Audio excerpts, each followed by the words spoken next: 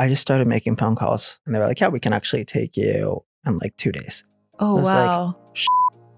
do you actually want to go to rehab? And then I was like, you know what? It. I've been arrested like 5 times, gone to the hospital like 4 times, tarnished all my relationships. I've got about no friends left. Let's go to rehab.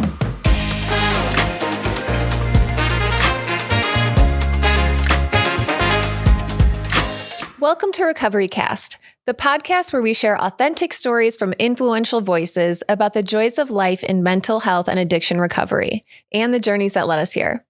I'm Brittany Baynard. Joining us today is content creator and sobriety advocate Parker Schley.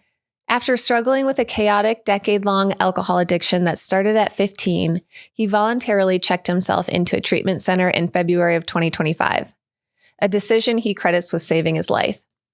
This is an open and honest conversation about the slow progression of alcoholism, the moment he finally realized he needed help, and the ongoing recovery journey. Here we go.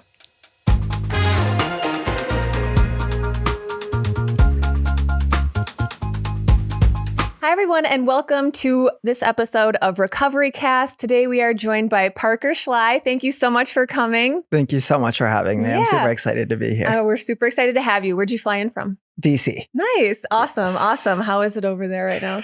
It is hot and storming a lot, so it's nice to get out here in the cooler weather. You caught a cold day too. It is like really nice out. So before we kick off and get into your story, we have a question we like to ask. What is one thing that you would hope that people gain from your story? I think one thing that I would hope people gain from my story is that, and it's going to sound so cliche, you're not alone. Like before I chose to get sober, I did the whole like silent following of a ton of people, just scrolling through like, wait, maybe I do have a problem with drinking. I would follow people that would post about their recovery journeys. And I did realize, okay, you don't have to be 50 plus to be an alcoholic. Yeah. You can be in your young 20s, just out of college working and still have that problem. I guess alcoholism doesn't discriminate. Absolutely. And it can really hit anyone. And I think that's one of the biggest things that I would like people to be aware of and know that they're not alone. It is so important. Yeah, you find yourself like looking for that like connection or just like something to latch onto that you see with other people scrolling and adding them. And you're just like, I see that in me too. And it kind of like validates those feelings to help feel less alone in those moments. Yeah, I appreciate that. That's great. So can you tell us about your first experience with alcohol and how that kind of impacted your relationship with it moving forward? Absolutely. So I started drinking when I was 14 or 15. I moved out to the East Coast going into high school. So I finished up 8th grade in Colorado. And I was super happy out there. I had a lot of friends. I was just like a very good kid, good at school. Outgoing. Outgoing. Yeah. And then we moved out here to the East Coast. And going into freshman year, I knew nobody. I mean, I had my twin brother. Huge shout out to Tyler. Yeah. We love him. Aside from him, freshman year, I had no friends. Like I struggled to make friends. And I really just didn't do much. And I noticed myself getting into this state of depression. I made a couple friends through sports and sophomore year went to this party. I still wasn't like close with anyone in any sense, but I knew there was going to be alcohol there. And I was like, I'm totally going to try drinking for the first time. Dun, dun, dun. I planned. I went into this and I was like, I know I'm going to drink. And we're doing alcohol today. Yeah, 100%. I was like, and I knew what it did. Like, I knew it could be a bad thing. And I still was like, you know what? We're going to try it. We're going to see if it sticks. What better time? Yeah. And it stuck. It probably lasted 40 minutes before I completely blacked out at this party. And I woke up the next day and I was like, we have to do that again. Oh, really? Like, I was like, I loved that. Even though I had a headache, I didn't feel very good, but I was like, that was awesome. You don't remember the night? I know that I made a huge fool of myself, but what was really sad is the next week I went to school and people like were talking about it and knew who I was. And it's going to sound so like classic or cliche, but like I felt seen. Like instead of being that weirdo who just moved from Colorado and didn't have any friends, people knew who I was. People were talking about me, even if it was negative attention. It still got me like seen.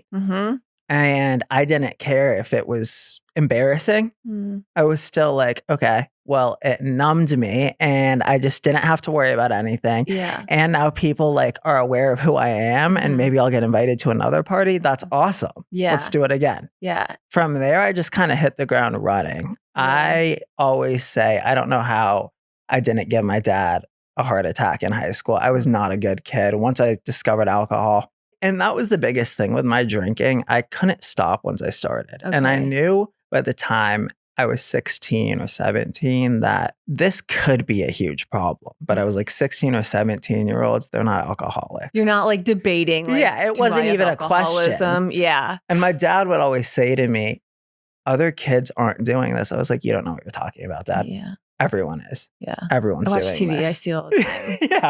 yeah. But deep down, I even knew. I would take a look around and be like, wait, all my friends like aren't They might be getting doing in it, trouble. but not like Exactly. you. Yeah. Aren't getting in trouble with their family.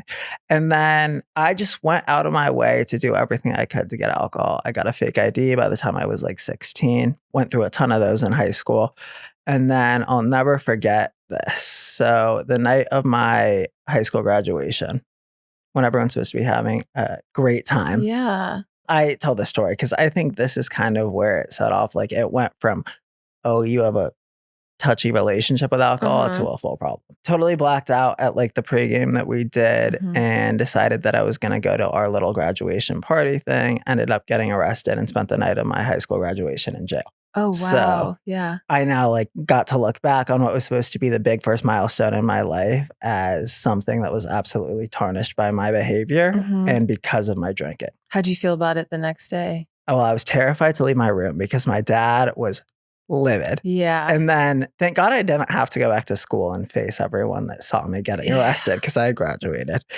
But I think I was just like, you have really bad luck, Parker. I still wanted to believe that I had horrible luck and it wasn't. Everyone else was partying. Exactly. Like, yeah. And I kind of carried that mindset through college as well.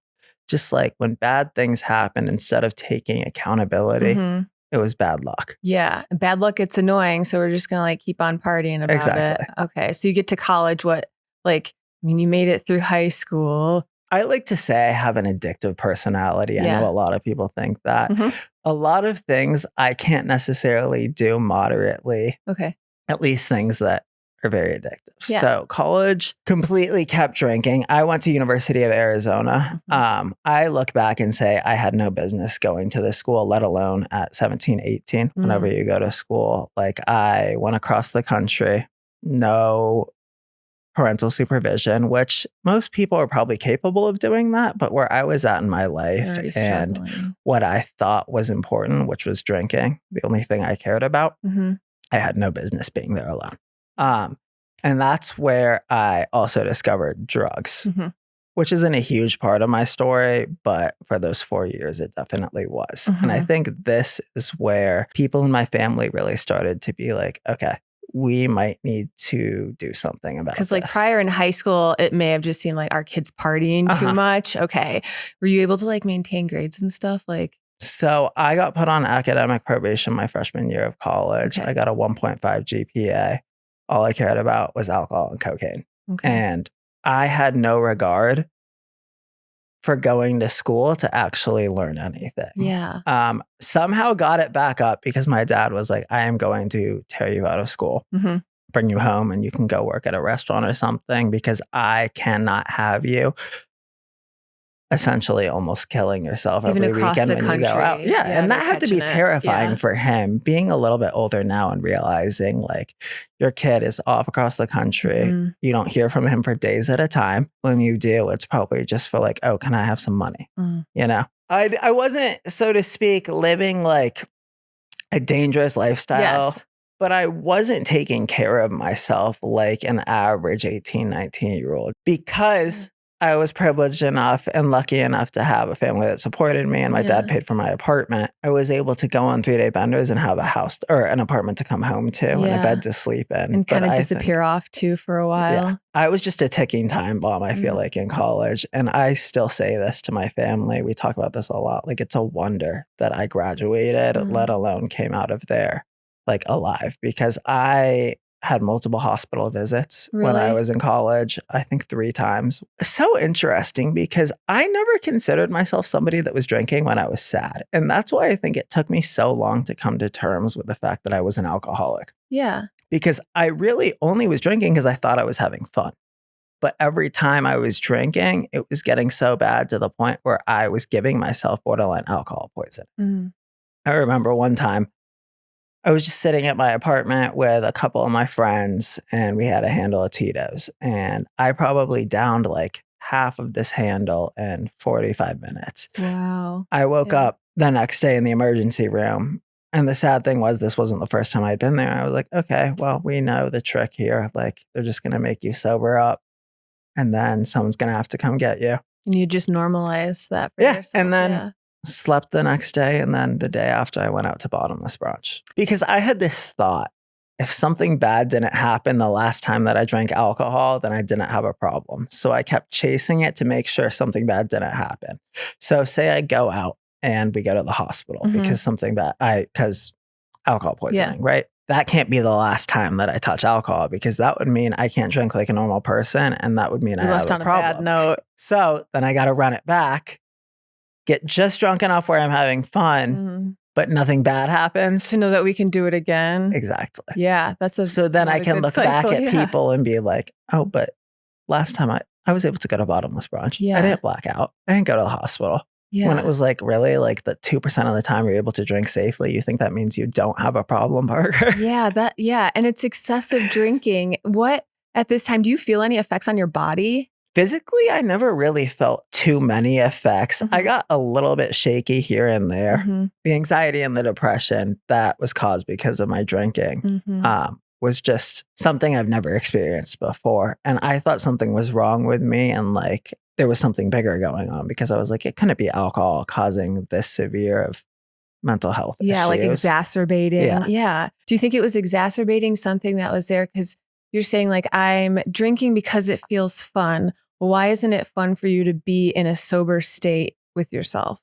I wish I could give you one direct answer as to why I drank the way I did, because people will still ask me this and I genuinely am still figuring that out. I'm working a 12-step program. I'm working with my sponsor, but I don't have an answer. Yeah, it's a journey, man. Like, honestly, like I learn new stuff about just the way I think. Every single person I talk to, I'm like, oh my gosh, they just put words to these feelings. Like I haven't gone there yet. But like, thanks for cracking that door open. No, but 100%. You just learn more stuff about yourself and kind of like how we get there. And it's interesting because every time I find myself, I try to hit 3 or 4 AA meetings a week. Yeah. And every time I go to a meeting, I feel like I hear exactly what I need to hear. That sounds so cliche, but it's like something's bothering me. I'm feeling any which way about this one issue that's going on in my life. And I'll hear some magical phrase. I'm like, that. Yeah. That helped. Yeah, I get that feeling. In college, it is kind of just this like continuing cycle. And it made me feel so bad. Like bad things weren't happening, but like you're in the hospital. Like that's awful. I think my definition of bad things. Was it like you affecting other people? Was that your idea of bad stuff? No, I would say courts, cops, and cuffs. Yeah. Which is a big part of my story. Legal trouble. Legal trouble was my definition of bad things. Because even though I was borderline, probably almost killing myself, I was like, I'm only affecting me. But legal, if it was a legal situation, I was like, okay, well, this could affect my job. This could affect my future. I don't want to go to jail. It actually, financial inconvenience, emotional inconvenience. And just takes up so much of your time. Yep. I don't know if you've ever had to go through a court proceeding. But those go on and months, possibly years, go back and forth. Sometimes you don't work with the greatest people. Yeah. It's no fun. For me, I set the bar so low. The like, this hasn't happened yet. Kept getting pushed further and further and further, which is why I think it took me so long to get sober. It started with, okay, well, you got arrested once for a drunk in public or a minor in possession. Okay. You got arrested for a battery and assault. Okay, well, let's push it off. And I honestly can say that I think if I were to go back out and start drinking again, I know that eventually I would either end up in prison or I would end up dead. I just know that that's how I drink and I can't drink safely. that feeling of, or that questioning, like, can I someday, could I? And it's like, why go there? Why bother? Why dabble? Because even if you did it right that one time, that doesn't mean like the next time or the next time after that, it wouldn't go back to exactly how it previously was. So a lot of people ask me, they're like, do you worry about relapse? Do you think you can ever drink again? And my response to that is, because I'm still very early in recovery, I just hit 5 months. I know for a fact that I can't drink again, even if I wanted to. Right now, I take it day by day. I do not want to drink again. I have seen enough negative consequences because of my drinking and hurt enough people, lost enough friendships, tarnished enough relationships, where why would I want to bring something back into my life that does nothing but set everything on fire? Yeah. So, I mean, at that point, we're still like cuffs, cops, and tickets. Those are the bad things. What is that moment then that you realize like I literally can't do this anymore because it just keeps on cycling through?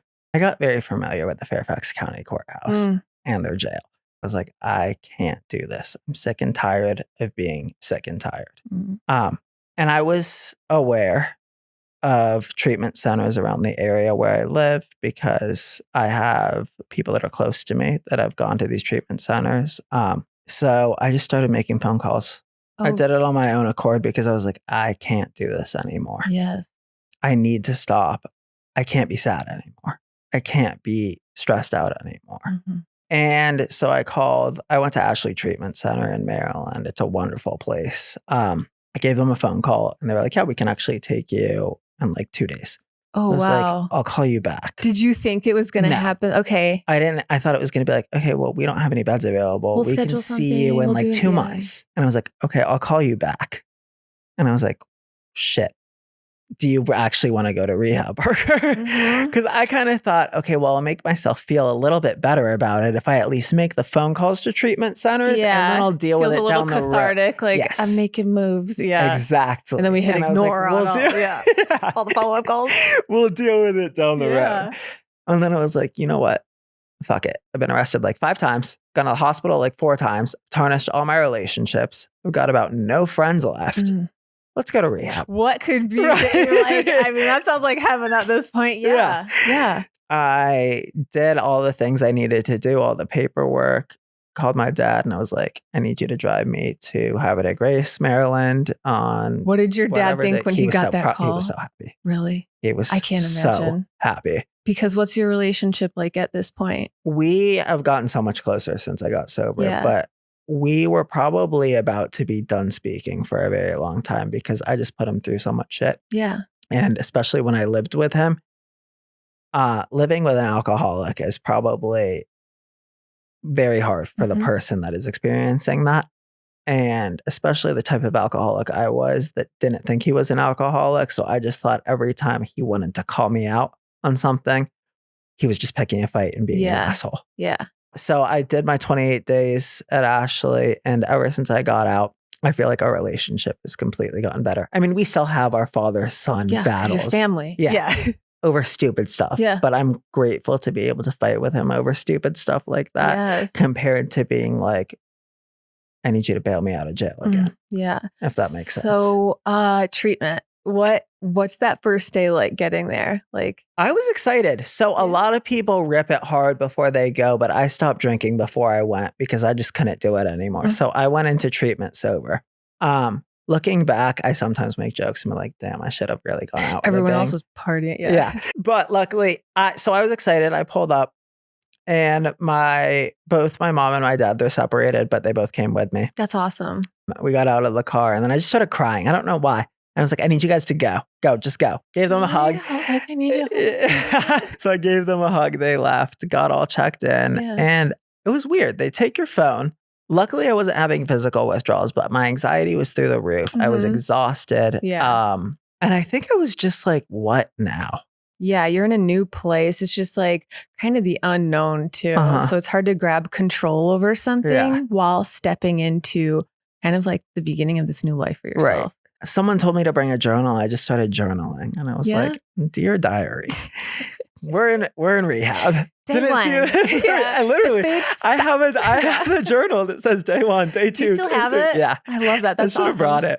Mhm. I actually got super unlucky my first day in treatment. I got put with a roommate that somehow managed to like sneak in drugs. Damn. And I was like, this would happen to you, Parker. You try to do the right thing that's and you're, tough. but luckily I got out of that situation within like 2 days. Good for Got you. settled into my new living situation for the next 26 and was like, okay, now you have to start making friends. And I still to this day don't really know how to make friends soberly. Mhm. I'm still figuring that out. 2-hand wave. Yeah. Well, this I'm works like, for hey, me. do you want to go get coffee? Like, Yeah. it's like dating. Do you eat? Which, yeah. Because I mean, when I was going out drinking, it was like, hey, we should like go get drinks sometime. Oh, you want to go take a shot at the bar? And then boom, That's you got why a I feel friend. like it's so easy to make superficial friends, but to That's like very get true. friends on like a deep level, like, Yeah. do you want to go talk about childhood trauma? Exactly. Yeah. Exactly.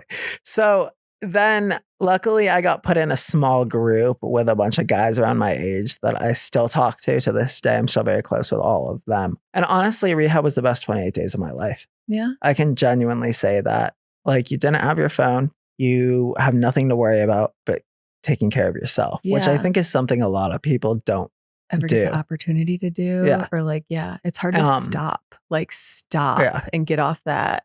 It is. Yeah. And I think a lot of people struggle to take time for themselves in any aspect, let Mhm. alone committing to 28 days of Yeah. just self-care. I mean, it's hard work, but it is self-care at the end of the day. Mhm.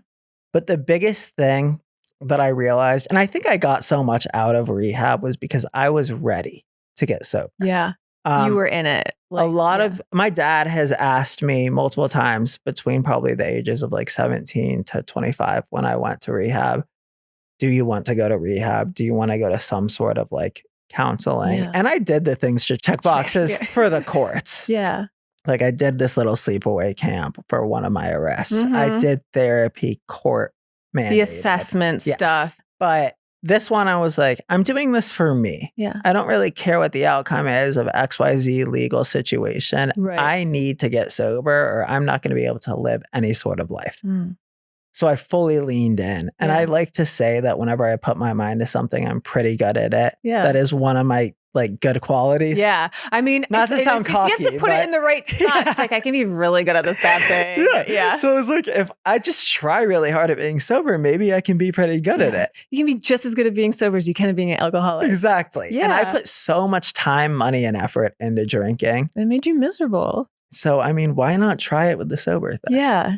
First day of treatment, then you get your good small group. That's awesome. Mhm. So what are some of the things you're learning there that are just kind of new to you and helping you through this, like giving you tools to maintain sobriety? I think the biggest thing I learned was like it knocked down, and this is something I try to talk about a lot when I post on social Mhm. media. It knocked down the stigmatization of what an alcoholic is. Mhm.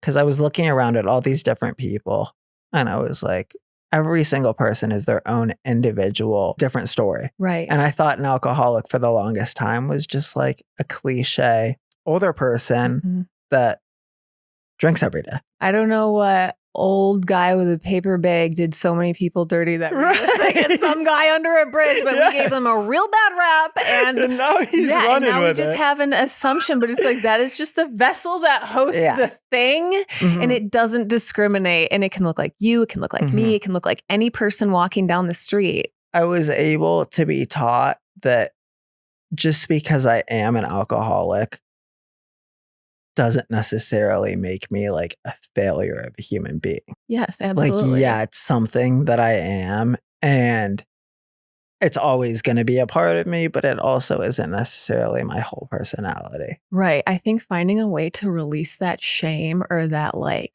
that heavy feeling we have to that comes up when we start talking about the thing. You know what I mean? Just Mhm. like our experiences, because either we've done it before and people gave us a knee-jerk reaction, or everybody in Right. society just thinks this is a bad thing and thinks, oh, like you should be under a bridge with a Yeah. bag somewhere. And what horrible thing did you do? It's like, this was just, yeah, it's a part of my life and it's something that I'm working through. And yeah, to release that part of it and to get the tools to not hold on to that. Yeah. And I think the hardest transition for me in treatment was like my alcoholic self. Mhm. Everything I did in my life, every person that I surrounded myself with was around alcohol. the last like 10 years of my life were centered around alcohol. Yeah. So I don't necessarily, I'm slowly figuring it out, know what I like, who I am as a person necessarily in sobriety. Like, I feel like I have this whole new side of myself to discover. Yeah. And peel back those layers Yes. that were just covered in tequila and vodka. Yeah. It's like you have just gotten out of a really toxic relationship with a substance that got to control the things that you did the way that you thought, ruined relationships, pulled you away from people. Yeah. And now that that's gone, you get to rediscover. You're like, you know what? I do like this. I don't know if I like this, but now I can 100%. try it with a completely clear mind, and nothing's negating these things 100%. anymore. I love that. That's awesome. I wasn't capable of doing anything on the weekends that didn't involve alcohol because I was a binge drinker. So like I wouldn't drink on Monday, Tuesday, Wednesday. Maybe I'd have a glass of wine on Thursday, but I knew if I had more than one, it would be 20. Yeah. Not 20, but you know what I mean. So I just chose not to. But Friday, Saturday, I would just drink till I blacked out. So it didn't matter what I was doing on the weekends, there had to be alcohol. So if we were going on a hike, well, we had to stop for lunch somewhere and get beers. If we were going to the pick pool, up a case on the way. If we were going to the pool, we're bringing a cooler. I could not do anything, and I did not find joy in anything unless there was alcohol there. And I tried to take a step back so many times in peak alcoholism and be like, you get so excited leading up to the drinking. Yeah. Are you ever really having that much fun? And I would be like, you're not.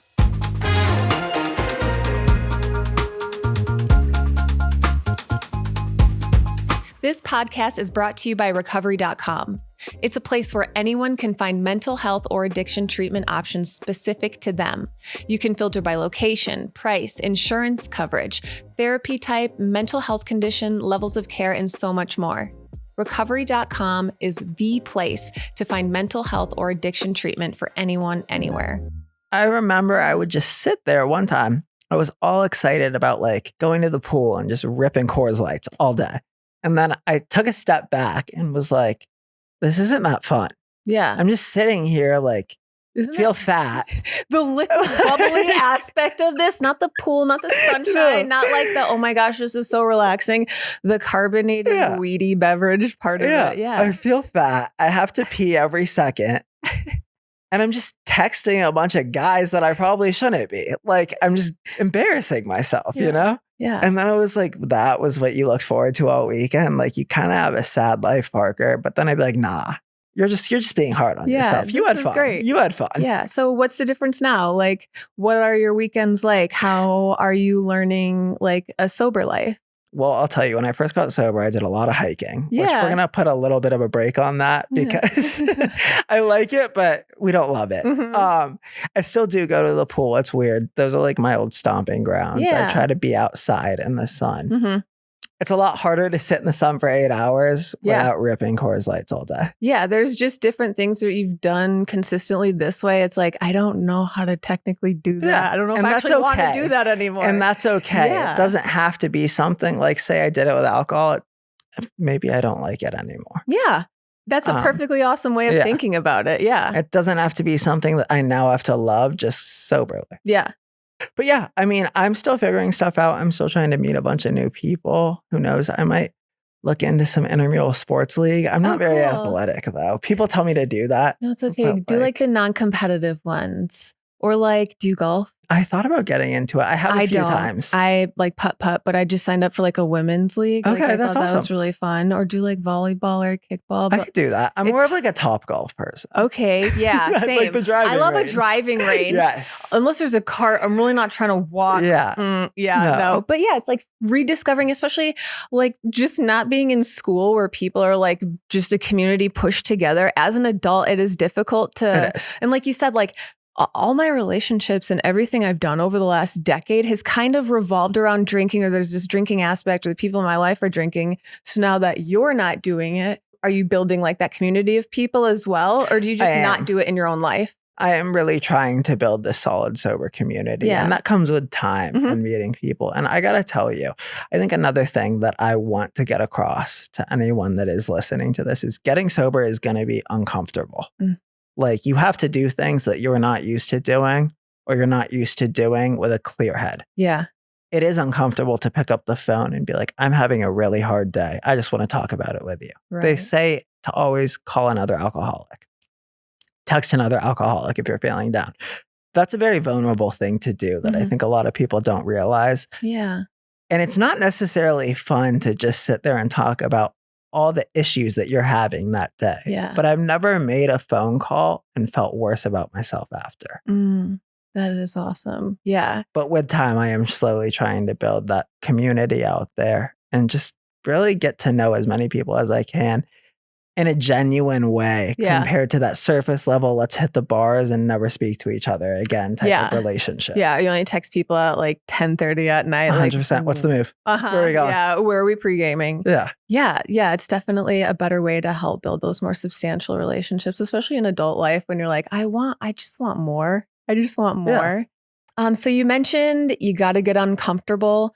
What are some of the things that you had to get uncomfortable with when you were sober? And there's so many, honestly. I would say like the number one I mentioned was just that vulnerability aspect. I try to make myself be a lot more of an honest person because even though I didn't realize it when I was in peak alcoholism, everything that came out of my mouth was a lie. Even if it wasn't a substantial lie, it was still a lie. Yeah. Like, how many drinks did you have last night?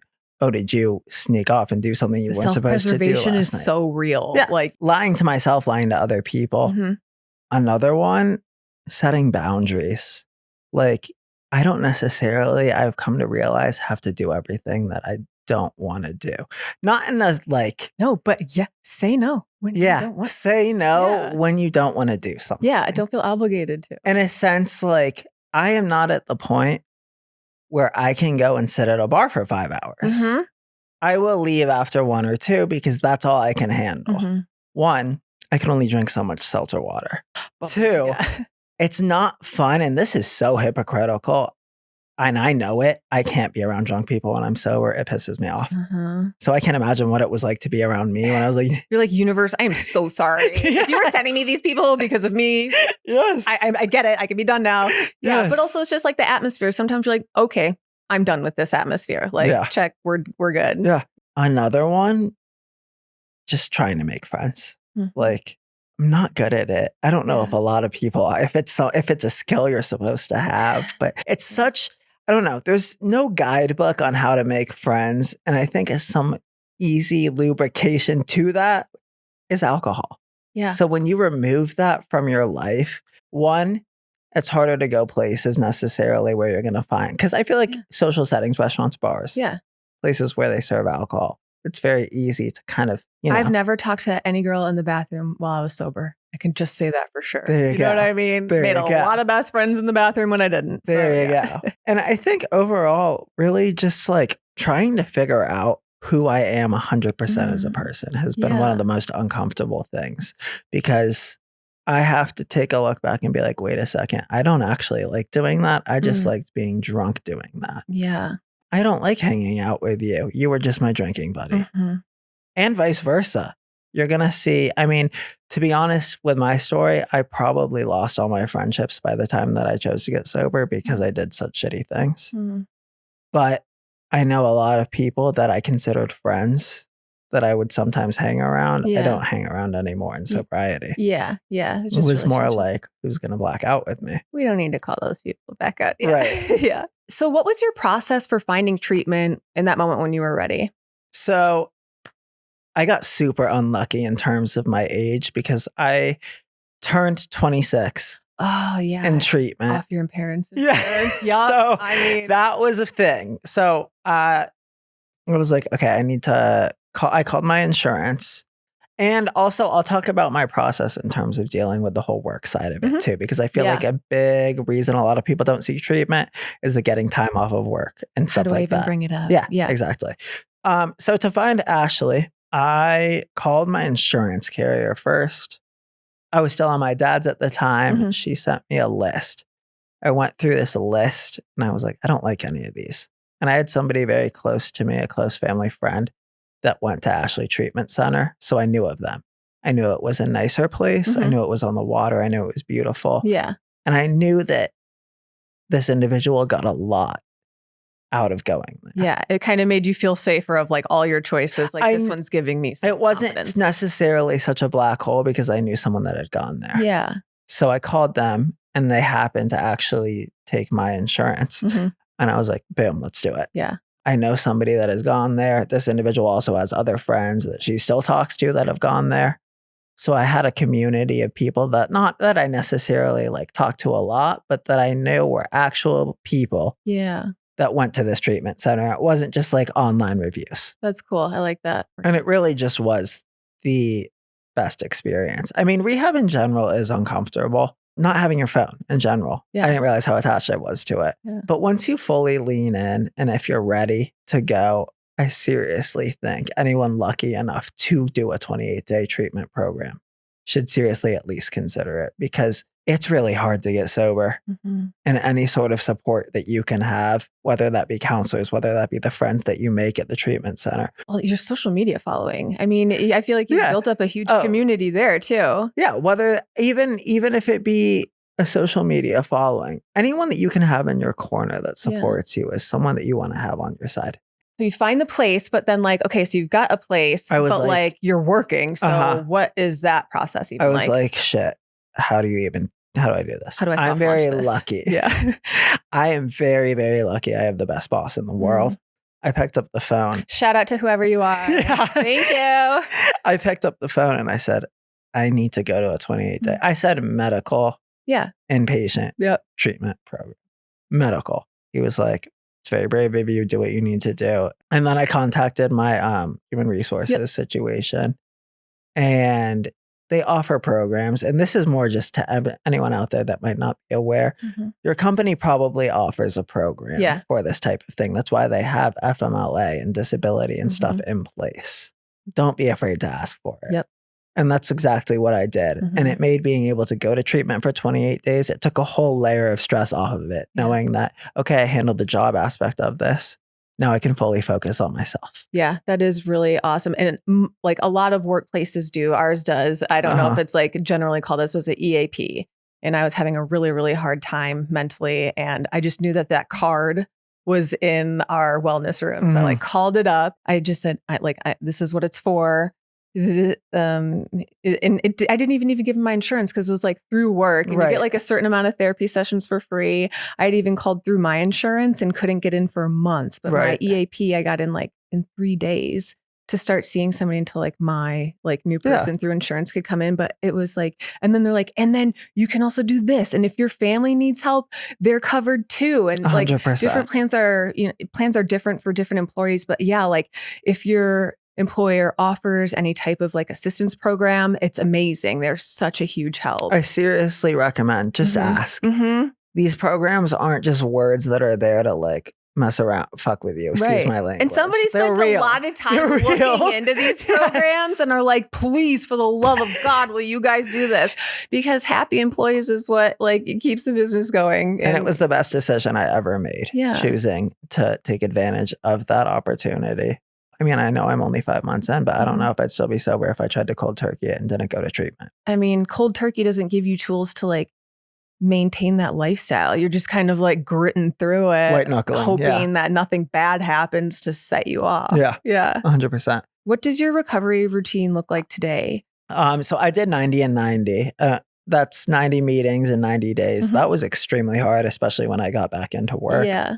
I also did an IOP program though. So that kind of counted as meeting days. Yeah. And then after that settled, things kind of got back a little more like smooth flowing. Not like I was back to work, back into a routine. Yeah. So now I try to hit 3 or 4 meetings a week. I talk to my sponsor every day.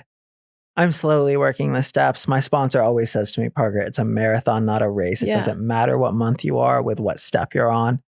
Everyone's sobriety looks different. Everyone's sobriety is individualized. We're not gossiping behind your back like, literally though. So. Literally though. I'll say to him, I'll be like, I feel like I'm behind. He's like, there's nothing to compare that to. Yeah. But yeah, it took me a very long time to accept that I wanted to do AA though, because you see the word God in AA a lot, right? And I think that can be something that deters a lot of people. Absolutely. But with me, it was a God or a higher power. You just of your understood choosing. something greater than yourself. Yes. Yep. I mean, it could be that table. Yep. It could be my twin brother. It could be collectively us my as a sister. universe. I understand is greater than me. And I just think another huge part of my sobriety routine, outside of like the 12 steps AA, my family, my sister, Madeline, and my brother, Tyler, are my two biggest supporters. I know that I could pick up the phone and call them at any time, any day. And I like to think I'm very lucky, even though my brother, he lives in Miami. He's about to move to New York. My sister lives close by. It feels like we all live in the same state. Yeah. We talk to each other all the time. They really are my best friends. Yeah. Oh, I bet your parents are so proud. Yeah. And I also, this sounds weird, but I'm grateful that out of all three of us, it's me that's the alcoholic. Really? I don't necessarily know if I could watch my sibling go through that type of thing. Yeah. If that makes They had sense. to watch you. Yeah. Yeah. But I also want to lead by example. If they were to ever get into a situation where they noticed, okay, maybe I am worried about this, which I'm not worried about them. Yeah. But if it were to be something You'd be their person. yeah, I got you. Yes. Oh, you have a problem with tequila? Me too. Yep. Yeah. And we're going to squash that problem. Yes. Oh, that's beautiful. I love that. So your relationships have definitely improved. What are some other things in your life that you just feel, I didn't even realize that this was going to get better after I got sober? My sleep. Really? I know that sounds so like little, but I didn't realize how exhausted I was all the time. Just my day-to-day happiness. Yeah. I really was living for the weekend. I was like, okay, we have 2 more days till Friday, 1 more day till Friday. Then Friday comes and all I do is give myself alcohol poisoning on my couch. Like, okay. Nailed it. Yeah. Boom. Really Let's took run that 48 hours and did the most. Yeah. I think the biggest gift that I've gotten from sobriety is the realization to live in the present. And it's still something I struggle with every day. Yeah. But like, I try to let go and let God. Like, I'm so grateful to be where I am today, to be right here on this couch, getting to talk to you. And I think that getting to be grateful for the present moment and not constantly worrying about the past or what's to come is something that sobriety has given me. Because I feel like when I was constantly drinking, I was either worried about getting my next drink or I was worried about what I did when I was too drunk. It was never just, okay, let's be here and now. So you are very open about your recovery journey on social media. Yeah. Yeah. How's that been? Like, what's that been like for you? That has been the most fun experience ever. And I've met so many cool people from it and had so many cool opportunities. I mean, like this, for example. Yeah. And I think that's something that I always knew I wanted to do because during COVID, I got like a smallish following on TikTok. Then I just kind of stopped posting. Yeah. But all my posts were literally about being drunk, which is super ironic. Yeah. And then we flipped the switch. And I was like, psych, guys, got something else. Yeah. Well, I would watch other people. And then I was like, I want to help people. Yeah. You know, I want to do something bigger. If me posting a video helps one person, then I feel like that's a win. Yeah. But that has been a really cool experience. And I just get to meet so many awesome people. Yesterday in the airport, I tried to sit at a table, but there was a wait. So I was at the bar, had a soda water. But the guy next to me was like, oh my God, I follow you on TikTok. So it's been so cool getting in. And when I was in Maui, it's been so cool getting to actually meet people that follow me in person and get to know them. And just really get to know that like, there's people behind like the comments. Yeah. There's real people. I'm actually reaching lives. And I think that's the biggest gift. Yeah, you are making a serious impact in helping people. It's like this full circle moment. You were sitting there struggling, adding people on socials just to watch and connect with someone that shout out Riley. Yes, Riley. Yes. Like, and just like, I need to connect with someone to help me feel better about this journey that like, I feel like your soul knew that you were entering into this journey, that you wanted to do it. And you're just looking for someone to connect to, another human being that's been there to give you that comfort. And now you're doing that for people. And it's absolutely amazing. For people out there who are still struggling, who are looking for that connection to take that next step, what's something you want them to know? That it is going to be scary and it is going to be uncomfortable, but I promise you it's not going to be as bad as probably what you're sitting through right now. Because sitting there feeling alone and helpless is one of the most isolating feelings ever. And even reaching out to one person saying, I think I might have a problem. You don't even have to say you have a problem. Yeah. I think this could be an issue. Taking that first step of accountability and maybe realizing this isn't safe. This isn't something that I should be doing anymore is such a bigger step than you're going to realize. Yeah.